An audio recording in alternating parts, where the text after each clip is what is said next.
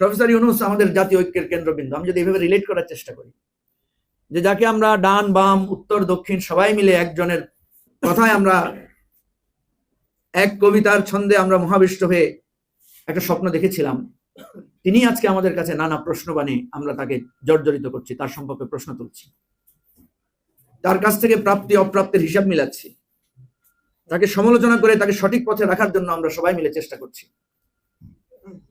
দেখেন, এখনো সেই রেকর্ডগুলো পাওয়া যাবে খুঁজলে, আজ থেকে 2 বছর 3 বছর আগে 1.5 বছর আগে যে কথাগুলো আমরা শেখ হাসিনাকে বলেছিলাম।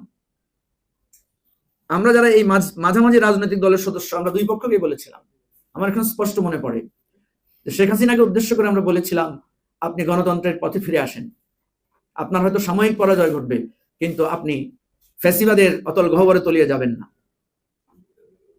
আমরা আহ্বান করেছিলাম একটা নির্বাচন দেন, আমরা আহ্বান করেছিলাম আমাদের কথা বলার স্বাধীনতাকে একেবারে খর্ব করে দিয়েন না, কিন্তু তিনি আমাদের কথা শোনেন না। আমরা সতর্ক করেছিলাম যে একদিন আপনাকে পালিয়ে যেতে হবে, তিনি উপহাস করে বলেছিলেন শেখ হাসিনা পালান না। আমরা কত সৌভাগ্যবান, আমাদের জীবনে আমরা ইতিহাসের সত্যতার সাক্ষ্য নিজের চোখে আমরা দেখতে পেরেছি।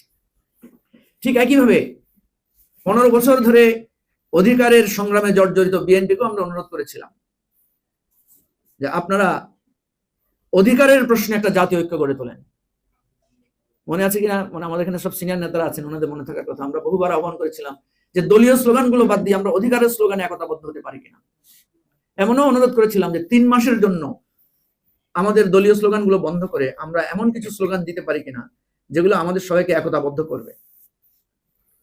কারণ বিএনপি যখন স্লোগান দেয় চোর চোর ভোট চোর, শেখ হাসিনা ভোট চোর, তখন আমরা দেখি আমরাও একই সাথে স্লোগান দিয়ে উঠি। কিন্তু যখন বলে জি ইয়া খালেদা, তখন আমাদের কণ্ঠটা বন্ধ হয়ে যায়, কারণ ওই স্লোগানের সাথে আমি একমত না, সেটা তো একটা দলীয় স্লোগান। এই কথাগুলো বলার পরেও আমরা দেখেছি যে সেই জাতীয় ঐক্যের সুর ওনাদের কানে যায় নাই, যার কারণে এত বড় একটা আন্দোলনের নেতৃত্ব সামনের সারিতে থেকে ওনারা দিতে পারেন না। ওনারা অবশ্যই এই আন্দোলনে সর্বাত্মক সাহায্য করেছেন। রাজনৈতিকভাবে বিএনপি, জামাত এবং অন্যান্য রাজনৈতিক দলের অনেক অপরিসীম অবদান আছে, কিন্তু নেতৃত্বের সামনে দাঁড়িয়ে সেই নেতৃত্ব দেওয়ার সৌভাগ্যটুকু বা সম্মানটুকু তারা অর্জন করতে পারেন।